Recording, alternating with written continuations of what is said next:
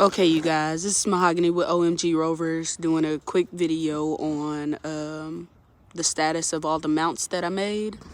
And so far, everything is holding up good. You could tell I've been using my axe and my shovel, bought some land, and I've been using that stuff a lot, so the paint is peeling or whatever, but the mount is still holding up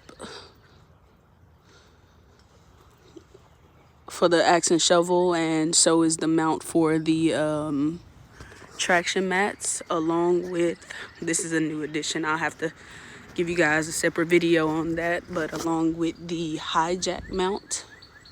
And I did some changes to my what is this, my fuel can mount, because one of my friends drove my truck and he didn't have clearance, and he took the old one smooth off the top of my truck. So that's why you see that it's bent right there where the old one was mounted. But other than that, everything is still holding up the same. Everything is still doing what I needed to do.